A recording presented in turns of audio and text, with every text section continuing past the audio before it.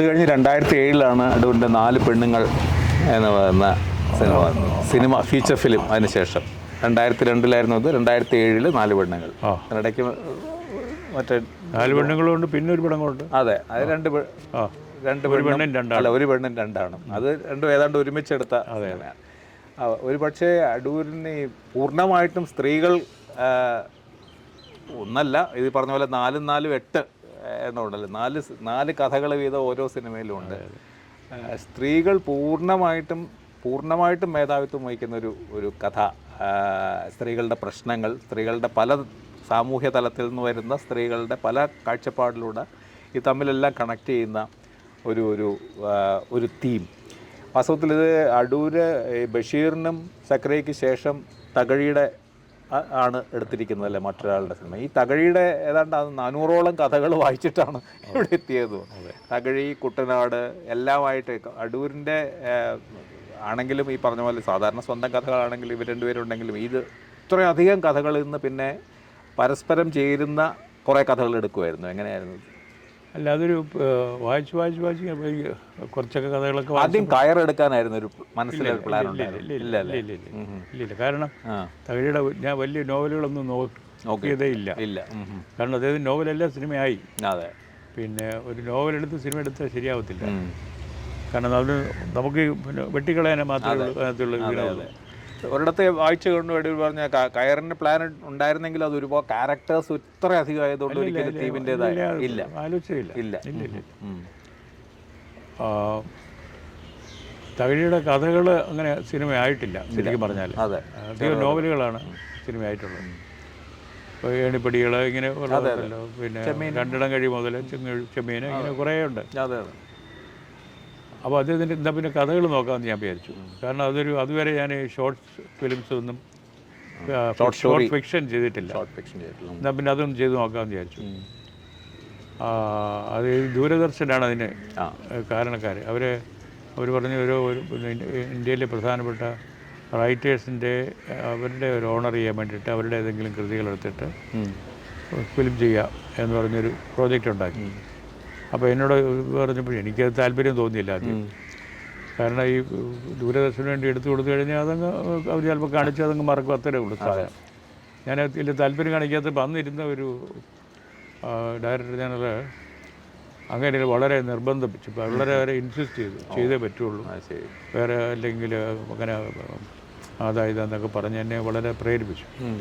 അപ്പോൾ ഞാൻ പറഞ്ഞു ഞാനൊരു കാര്യം ചെയ്യാം, ഞാനത് ഫിലിമായിട്ട് തന്നെ എടുക്കാം, and I will keep the film rights. നിങ്ങൾ കാണിച്ചോളൂ, നിങ്ങൾക്ക് വേണ്ട ഒരു വർഷം തന്നേക്കാം എന്ന് പറഞ്ഞു. അത് അവർ സമ്മതിച്ചു. തകഴിയെ നിർദ്ദേശിച്ചത് അവരായിരുന്നു. അതെ, അവർ നിർദ്ദേശിച്ച. അപ്പോൾ അങ്ങനെയാണ് ഈ പടം എടുക്കാൻ കാരണം. അത് അപ്പോൾ എനിക്ക് മുഴുവൻ പണം ഇടാൻ ഒക്കാത്തതുകൊണ്ട് വേറൊരു പാർട്ടിയും കൂടെ വിളിച്ച് അങ്ങനെ കൊണ്ട് ഇൻവെസ്റ്റ് ചെയ്ത് അങ്ങനെയാണ് ചെയ്തത്. അപ്പോൾ ശരിക്കും പ്രൊഡക്ഷനിൽ ഒരു 4 കഥകൾ എടുക്കുമ്പോഴത്തേക്ക് ശരിക്കും പറഞ്ഞാൽ 4 സിനിമ എടുക്കുന്ന അതേ എഫർട്ടും കാസ്റ്റും എല്ലാം കൂടെ നോക്കിക്കഴിഞ്ഞാൽ ഭയങ്കര എക്സ്പെൻസീവാണ്. ഒരു സാധാരണ കൊച്ചു പടമാണെങ്കിൽ പോലും 4 പടം എടുക്കുന്ന എഫർട്ടാണ് ഓരോ പടത്തിനും. അപ്പോൾ അങ്ങനെ 4 പടം എടുത്തായി ചെയ്തത്. അപ്പോൾ ഞാനിത് കഥ വായിച്ച് വന്നപ്പോൾ എനിക്ക് ഇഷ്ടപ്പെട്ട കഥകളെല്ലാം ഇങ്ങനെ മാറ്റി വെച്ച് വന്ന് അവസാനം നോക്കിയപ്പോൾ ഒരു 8-10 കഥകൾ അതിൽ നിന്ന് സെലക്ട് ചെയ്തു. പിന്നെ അത്ഭുതകരമായ സംഭവം, എനിക്ക് ഏറ്റവും ഇഷ്ടപ്പെട്ട കഥകൾ സ്ത്രീകൾ കഥാപാത്രങ്ങളായിട്ടുള്ള കഥകളായിരുന്നു. അപ്പോൾ അതിലെ ഏറ്റവും പ്രധാനപ്പെട്ട 4 കഥകൾ എടുത്തിട്ട് അതിനൊരു തീമുണ്ടാക്കി. കാരണം ഒരു സ്ത്രീയിൽ അവരുടെ സ്വത്വം കണ്ടെത്തുന്നതിനെ പറ്റിയുള്ള ഒരു തീം.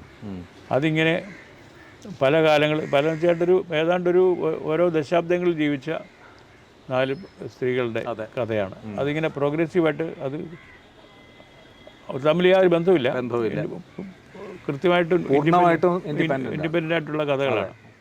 പക്ഷെ അതിനുള്ളിൽ കൂടി ഈ ഒരു തീം ഇങ്ങനെ ഉയർന്നു വരും. അങ്ങനെ ഒരു സ്വത്വത്തിൻ്റെ ഉയർച്ച. അതാണ് പിന്നെ ഞാനത് അങ്ങനെ ചെയ്തതാണ് 4 പെണ്ണുങ്ങൾ. 4 പെണ്ണുങ്ങൾ ത്രൂ ഔട്ട് അത് ഹിറ്റായിരുന്നു. ഏത് ഫെസ്റ്റിവലിൽ കാണിച്ചാലും ഹിറ്റാണ്. ഏറ്റവും കൂടുതൽ ഫെസ്റ്റിവലുകളിൽ പോയത് 40ഓളം ഫെസ്റ്റിവലുകൾ പക്ഷെ പോയി അത് ഏറ്റവും ഹിറ്റാണ്. അതെ, അതെല്ലാം കഴിഞ്ഞിട്ട് പോലും നമ്മുടെ ഇന്ത്യൻ ഫിലിംസിൻ്റെ ഒരു പിന്നെ ഫെസ്റ്റിവൽ ബ്രസീലിൽ നടന്നു. 3-4 സ്ഥലങ്ങളിലൂടെ ബ്രസീലിൽ തന്നെ പല സിറ്റികളിലൊക്കെ കൊണ്ടുവരാനായിട്ട്. അപ്പോൾ അവർ വടക്കേന്ത്യയിൽ നിന്നുള്ള ഏതോ പടത്തിൻ്റെ കവറൊക്കെ വെച്ച് അത് ഉണ്ടാക്കിയത് ആദ്യം. അവിടെ ചെന്ന് പടം ആദ്യത്തെ ഒരു സ്ക്രീനിങ് കഴിഞ്ഞപ്പോഴത്തേക്ക് എല്ലാവർക്കും ഈ പടം കണ്ടാൽ മതി. പിന്നെ അവർ രണ്ടാമത് ഫ്ലോർ അവിടെ അവരെ രണ്ടാമത് ഇതൊക്കെ പിന്നെ ഇതൊക്കെ മാറ്റി അടിച്ചിട്ട് ഇതിൻ്റെ കവറൊക്കെ അടിച്ചിട്ട് it was leading the show. അത് ശരി, അവിടെ മുഴുവൻ കാണിച്ചു. എന്നിട്ട് അവിടെ നിന്ന് എന്നെ ബ്രസീലിൽ നിന്ന് ആളുകൾ എന്നെ വിളിച്ച് ഇൻ്റർവ്യൂ ചെയ്തു. അത് ശരി. ഈ സിനിമ ഈ ആന്തോളജി ഫിലിംസ് നമ്മൾ ഒരേ ഒരു സിനിമയ്ക്കകത്ത് തന്നെ 4 പൂർണ്ണമായിട്ട് സ്വതന്ത്രമായിട്ടുള്ള 4 എന്നിട്ട് അത് തമ്മിൽ ആത്മീയമായ ഒരു ബന്ധം അതാണ്. എന്നിട്ട് അതിനെ ഓർഗാനിക്കായിട്ട് തമ്മിൽ ബന്ധിപ്പിക്കുന്ന ഒരു ചരട്. ഇങ്ങനെ ആ ചരട് വാസ്തവത്തിൽ അത് തകഴിയിൽ ഉണ്ടായിരുന്നോ അതോ തകഴി അങ്ങനെ വല്ലപ്പോഴും എഴുതിയ കഥകളാണ്. അതെ, പല സ്ഥലങ്ങളിൽ എഴുതി. അങ്ങനെ തകഴിയൊന്നും ബന്ധിപ്പിച്ചില്ല. അദ്ദേഹം അങ്ങനെ ഒന്നും ആലോചിക്കാൻ വഴിയിട്ടൊന്നുമില്ല. എപ്പോഴും പലപ്പോഴായിട്ട് എഴുതിയ പല സമയങ്ങളിലായിട്ട് എഴുതിയ കഥകളാണ്. അതെ, പക്ഷെ അത് നമ്മൾ എടുത്ത് ഈ സെലക്ട് ചെയ്ത് വന്നപ്പോഴേ അത്ഭുതം പോലെ തോന്നി. ഇത്രയും അത്രയധികം കഥകൾ സ്ത്രീകളെ പറ്റിയുള്ളതാണ്. എനിക്ക് ഏറ്റവും ഇഷ്ടപ്പെട്ട കഥകൾ. അതെ, അങ്ങനെ സംഭവിച്ചു. അതിലും വലിയ താരങ്ങളായിരുന്ന അല്ലേ സ്ത്രീകളാണ് അതിനകത്ത് പലപ്പോഴും അഭിനയിച്ചത്. അതെ, ഗീതു മോഹൻദാസും അതെ, പിന്നെന്താ കാവ്യ മാധവൻ, അവരൊക്കെ ഉണ്ട് അതിനകത്ത്. ഈ 4 വ്യക്തികളും അതിനകത്തൊരു അവിവാഹിതയായി നിൽക്കുന്ന പ്രായമായിട്ടും വിവാഹം കഴിക്കാതെ നിൽക്കുന്ന ഒരു സ്ത്രീയുണ്ട്, ഒരു ചെറുപ്പക്കാരി, ഒരു കന്യകയുണ്ട്, വെർജിനായിട്ടുള്ള ഒരു സംഗതിയുണ്ട്, പിന്നെ ഒരു ലൈംഗിക തൊഴിലാളി സ്ത്രീ പത്മപ്രിയ. ഇങ്ങനെ സമൂഹത്തിൻ്റെ ഏറ്റവും ഒരാളതിനകത്തൊരു മധ്യവർഗത്തിൻ്റെ അടുത്ത് എന്ന് പറയാം. ബാക്കി എല്ലാവരും ഏറ്റവും പല തട്ടുകളിലുള്ള.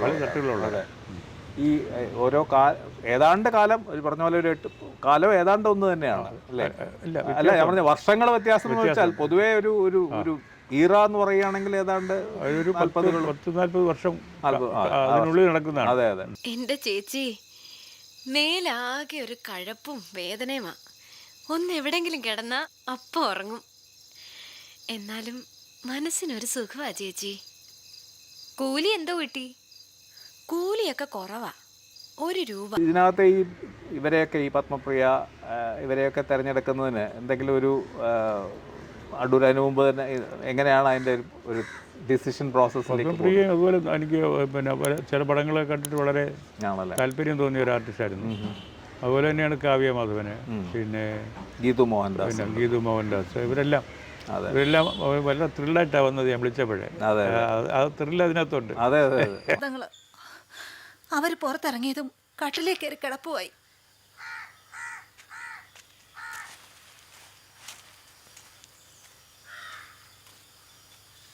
എന്താ? എനിക്കൊന്നുമില്ല മോളെ, നിന്റെ അമ്മ വെറുതെ വെപ്രാളം പിടിക്കുന്നതാ.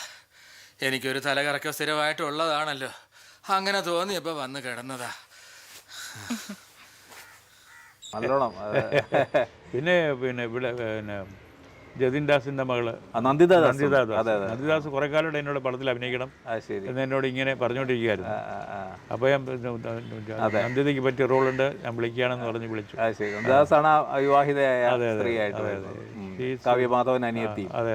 എല്ലാവരും അവരുടെ ഏറ്റവും ബെസ്റ്റ്. അതെ, ഈ സൂപ്പർ ഹിറ്റ് അല്ലടും ഈ പടം. ഈ ഫെസ്റ്റിവലൊക്കെ കാണിക്കുമ്പോഴേ ഈ പടത്തിലാണ് ഏറ്റവും കൂടുതൽ പിന്നെ ആളുകൾ കാണുന്നതും ടിക്കറ്റ് പോകുന്നതും ഒക്കെ. ഇത് കുട്ടനാടിന്റെ ഒരു ഈ രണ്ടും കൂടി ചേർക്കുമ്പോൾ അങ്ങനെ ഒരു അടുത്ത വർഷം തന്നെയാണ്, അല്ലെങ്കിൽ ഈ സമയത്ത് തന്നെ 2 ഷൂട്ട് ചെയ്തിരുന്നു. ഒന്ന് കഴിഞ്ഞ് അടുത്തുകൂടെ ചെയ്തു.